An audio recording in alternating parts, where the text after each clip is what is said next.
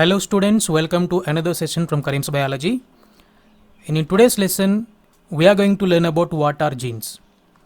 Learning about genes is a must for a student who is going to study genetics, because from here onwards, all the topics that you're going to learn in genetics will completely revolve around this word gene. So as a student of genetics, it is a must for you to understand not only about the definition of gene, but also about how the gene works. So in this session, what are you going to learn?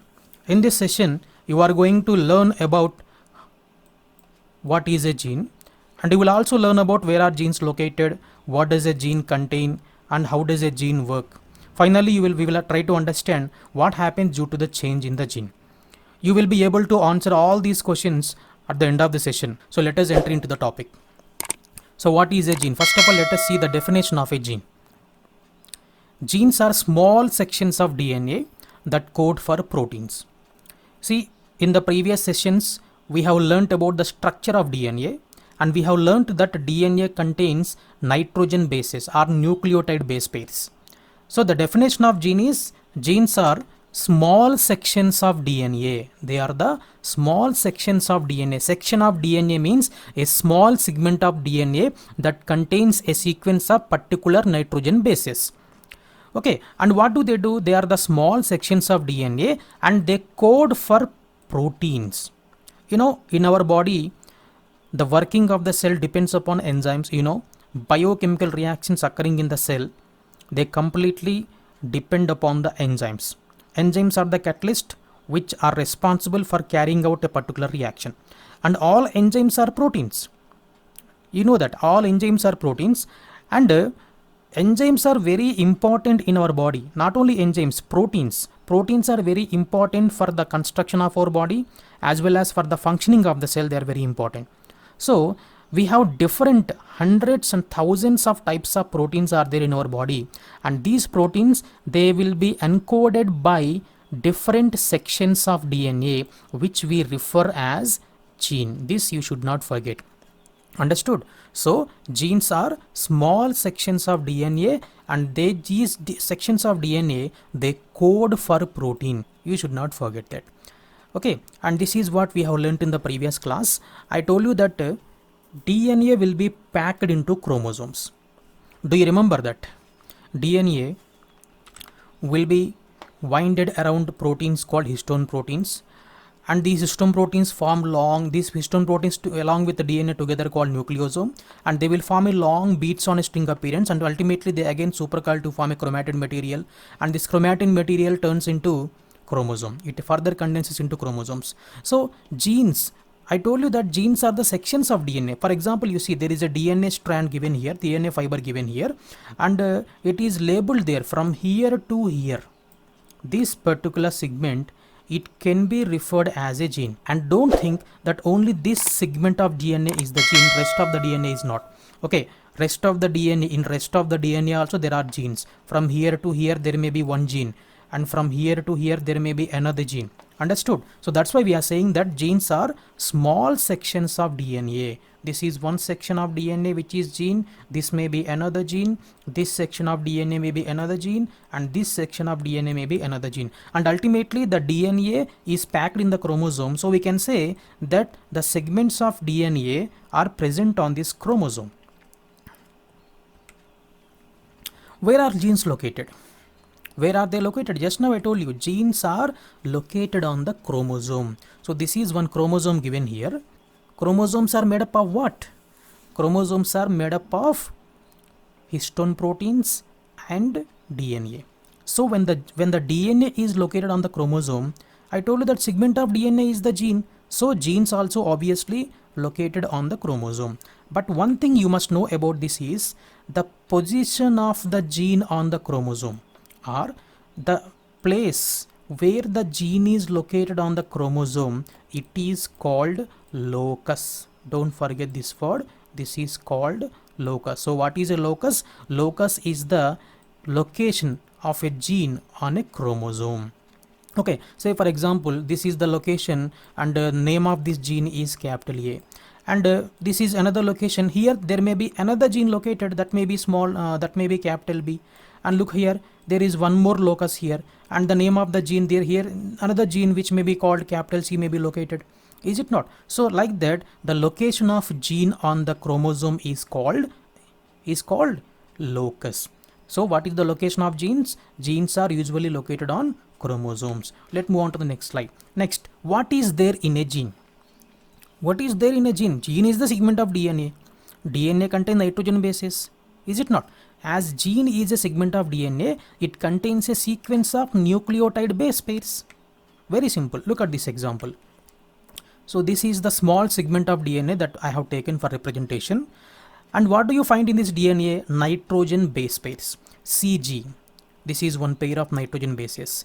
AT, another pair of nitrogen bases. GC, another pair of nitrogen bases. Like that, CG, TA, GC, AT. All these are the sequence of nitrogen base pairs present on this DNA fiber.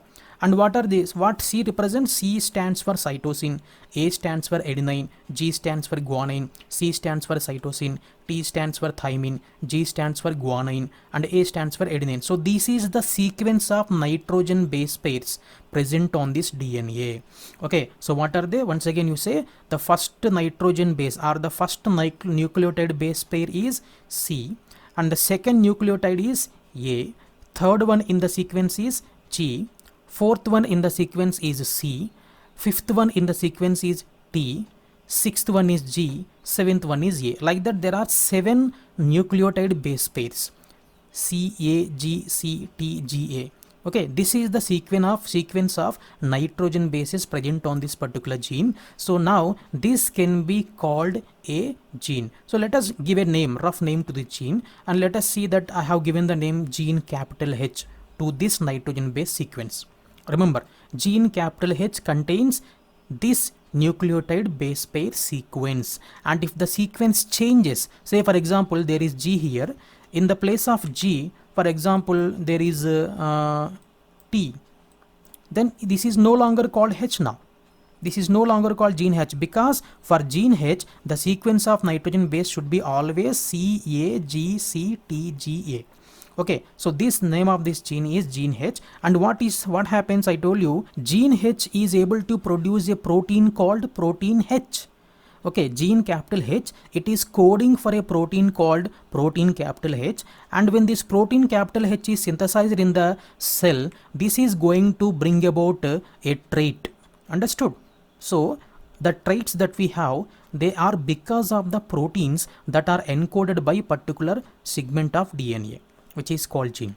Understood, my dear students? So here gene capital H has encoded protein capital H, and as a result this particular person, he got a trait. Say for example in this case the trait that he got is this particular place. He got an ear which is black in color, and imagine that is a trait that is acquired because of protein H. Like that, every trait in your body is because of a particular gene. Here gene H is giving this trait, and he may be having fair skin. For fair skin there may be another gene responsible, and in that another gene sequence of base pairs may change, and for length of the body there may be another gene responsible, is it not? For color of the hair there may be another gene responsible. In case of flowers, color of the flower, height of the plant, shape of the seed, everything is determined by a particular gene in the DNA. Okay, now let us go to the next one. So this is another example that I am going to give about how the genes work. Imagine that this is a gene, and this gene consists of nitrogen base sequence of C, A, G, C, T, G, A. When this nitrogen base sequence is there, just imagine that the name of this gene is gene D. Just imagine, when this nitrogen base sequence is there, then the name of the gene is gene D. Just imagine, assume, and if this this gene D is going to code for a protein called protein capital D. Remember, here it is gene capital D, and it has encoded for the protein capital D. Because of the synthesis of protein capital D, the individual may get a trait. So the trait that this individual he got here is that he got dark skin. Understood, my dear students? So this is a gene. The sequence of this gene is CAGCTGA, because name of that gene is gene capital T. That gene capital D has coded for a protein called protein capital D. Because of this protein capital D, this individual here, he got dark skin.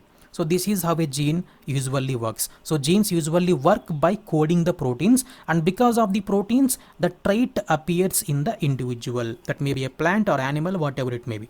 Okay, so the appearance of trait is called phenotype. Understood? This is the gene D, and the phenotype of gene D is dark skin. Did you understand? Gene D, the phenotype. So appearance of the dark skin here is the phenotypic appearance. Understood? So this is how generally genes work. And look here, any change in the nucleotide sequence in genes may lead to new trait. Just now I told you that if at all any change is there in the nucleotide sequence, say for example, what is the sequence here? C, A, G, C, T, G, A. This is the sequence here. Okay, what are the final 3 nitrogen bases here? Thymine, guanine, adenine. So these are the final 3 nitrogen bases. If at all any change happens in these nitrogen bases, look, for example, look what happened. Look what happened here. For this was the nitrogen base pairs previously. Because of that he got dark skin. But suddenly if something happens and if change occurs in the sequence, previously there was T here, thymine here. In the place of thymine now there is guanine. In the place of adenine there is now thymine. Understood? Okay, now can we call this as gene capital D now? No, it is no longer gene capital D, because the sequence of nitrogen bases has changed. When the sequence of nitrogen bases have changed, the type of gene also will be changed. Now we can call this as gene small d. Now it becomes gene small d because the sequence of nitrogen bases here has changed. When it is gene small d, will it code for the same protein capital D now? No. When there is different gene, it codes for a different protein. Now it codes for protein small d. Okay, when there is protein small d, will it produce the same phenotype of dark skin? Previously it was protein capital D. Because of that this individual got dark skin. But now it has changed. Now it is protein small d. So it doesn't produce the dark skin now. The phenotype effect also will change. Now this individual is going to get fair skin. Is it not? Now he got fair skin. So why he got fair skin? Because there is protein small d here. Why there is protein small d? Because small d gene is there. Why there is small d here? Because the sequence of nitrogen bases has changed. Because of this change, it becomes small d, gene small d, which codes for protein small d and which brought about the phenotypic trait fair skin in this individual. So this is how genes work. So always remember that the uniqueness of any gene, it depends upon the sequence of nitrogen bases present on the DNA. Okay, every gene has a unique type of nitrogen base sequence. If any slightest change occurs in the sequence of nitrogen bases, that may lead to variations. That may lead to new trait, and because of the new trait, some new characters may appear. Some new traits appear in the individual, and when these new traits appear to continue for over generations and generations, so many new traits may develop that may lead to the development of a new species. Okay, so about this we will be discussing in the coming classes, don't worry. So far this is about the meaning and how the genes work. I hope that you understand. So let us quickly summarize what we have learnt.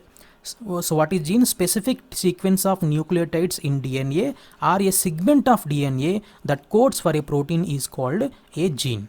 And genes are located on chromosomes. The place where gene is located is called locus. Any change in nucleotide sequence in genes may lead to new traits. I hope that you understood this concept. Thank you very much for watching this video.